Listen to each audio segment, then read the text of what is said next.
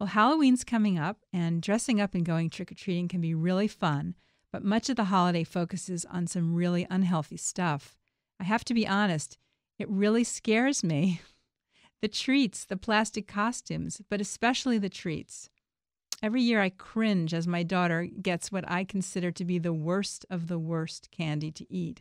Now, I've been taking her trick-or-treating since she was about 2, and back then I throw away all the candy she collected, except for a few pieces of dark chocolate if we were lucky enough to get that. But as she got older, it became more of a challenge. One year, I think she was about 7, I made up a story about the sugar fairy who would collect candy for all the unfortunate children who didn't get to go trick-or-treating. So she still believed in the tooth fairy, so she bought into this idea. And I let my daughter keep 10 pieces of candy, and the rest she happily put into a bag that was designated for the sugar fairy. Well, as she got older, she saw right through this. And so now, like, her sole purpose on Halloween is to collect as much candy as she can. So we negotiate, and I've made her throw out anything with high fructose corn syrup, artificial colors, artificial sweeteners. But she'd wind up either stuffing herself with crappy candy before she got home or else hoarding it away. Just this past week, I found tons of candy wrappers from last year's Halloween on the top shelf of her closet. I was kind of horrified. So I'm thrilled to be talking about healthy Halloween alternatives with Corey Colwell-Lipson, founder of the nationwide nonprofit initiative Green Halloween, which inspires people to think outside the candy box. Plus, they offer affordable and easy ideas for Halloween that are healthy for kids and the planet. And she and her mother, Lynn Colwell, are the authors of Celebrate Green, Creating Eco-Savvy Holidays, Celebrations, and Traditions for the Whole Family, which helps people find ways to keep all the fun and meaning in celebrations, but in ways that are healthy for people and the planet as well. Welcome to Your Supernatural Life, Lynn and Corey. Thanks so much for having us. You're welcome. So tell us, how did you get started with Green Halloween? What was the motivating thing for you, Corey? Well, it was one of those sort of unintentional things that gets put out there and your life all of a sudden takes a different path. I was trick-or-treating with my girls and a group of friends Halloween 2006. And as we were going around, the other moms and I noticed that our kids were much more excited about the things that were handed out that were alternatives to candy, such as bubbles and stickers, that kind of thing, and less excited about the regular candy.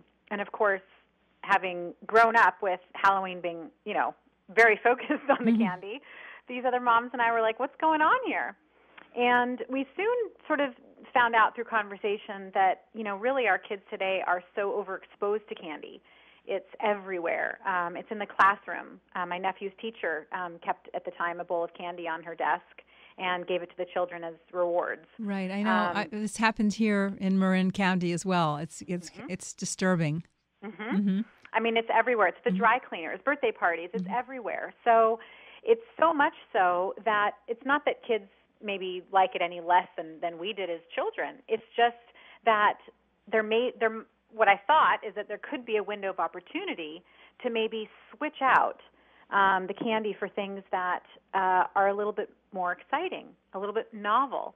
And in my mind, I created this list of dozens of things that I thought that kids might get excited about, and created this idea called Green Halloween. And it's really a grassroots community initiative to inspire people to think a little bit differently. And I thought if we could make Halloween a little healthier, why not make it a little bit more earth-friendly too? It's fantastic. And so you're now not in just your neighborhood. You've actually spread to many places. That's right. So in 2007, Green Halloween was a local Seattle initiative.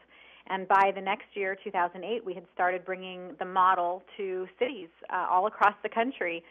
And we're now in, close to 20 cities across the country, from the Bay Area to New York City, and large cities and small cities and towns. Congratulations! It's so well needed. Yes. Yes, thank you. Yes. We also this year launched a partnership with the Association of Zoos and Aquariums. Mm-hmm. And as many of your listeners might know, Halloween events at zoos and aquariums are typically their biggest of the year. They have like trick-or-treating at the zoos.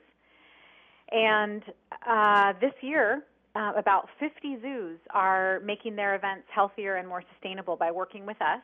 Mm-hmm. And so you can go onto our website, greenhalloween.org, not only to find regular Green Halloween events, but also to find the zoo and aquarium events near you where they'll be handing out healthier and more sustainable options. Fantastic. So give us some examples of what are some healthier options.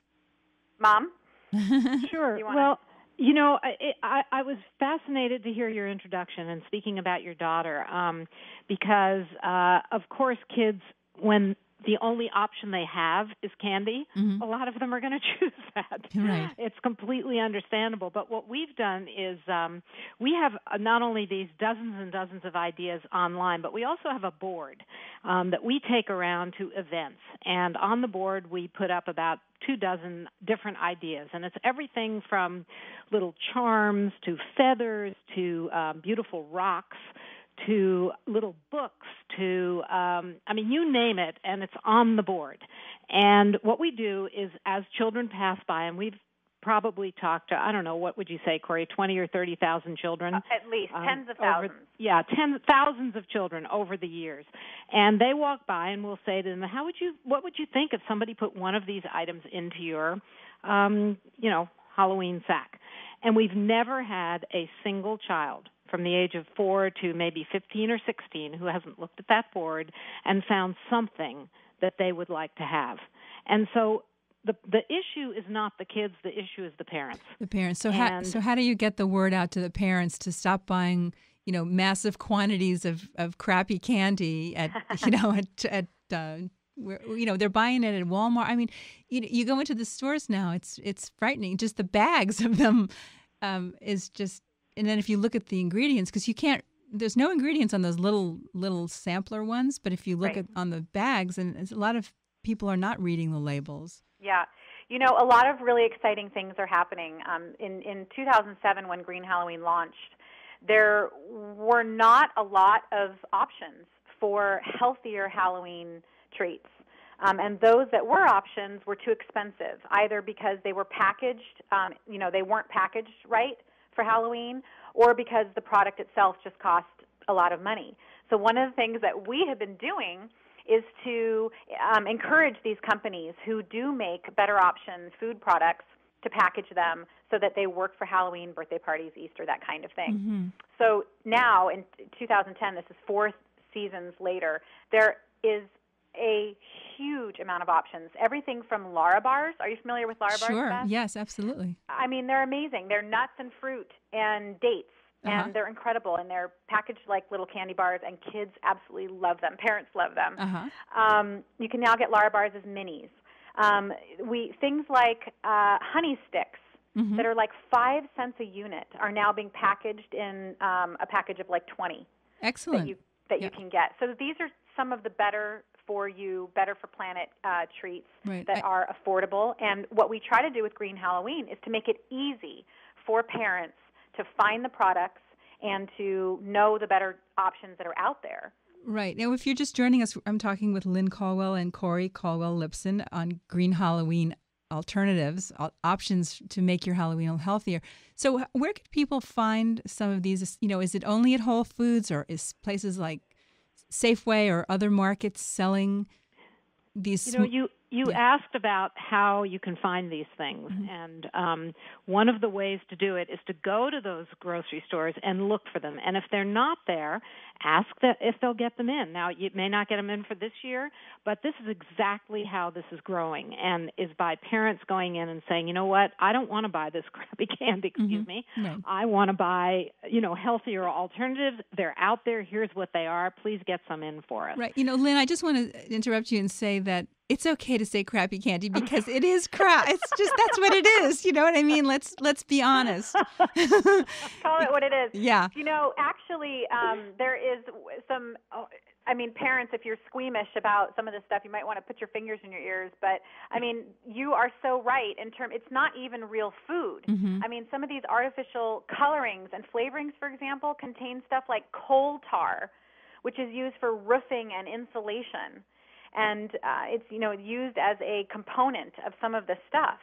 Yes. I mean, we know that artificial colorings are linked to behavior problems in some children. Yes, are linked to cancer, tumors of the kidney, brain, and thyroid. Right, and artificial colors have been banned in Europe, and they're sold here, and they're in almost every candy that you can find, except for maybe chocolate bars. But you have to, again, read the labels. Yeah, and a lot of the organic candy that's on the market now, like from Surf Sweets, for example, doesn't use any of the artificial coloring. It's all naturally colored, and the price points are getting lower and lower on these types of products. You can go to Trader Joe's and get a bulk thing of organic lollipops and spend less money than you would on a handful of the conventional candy. That's really good to know. That people are handing out.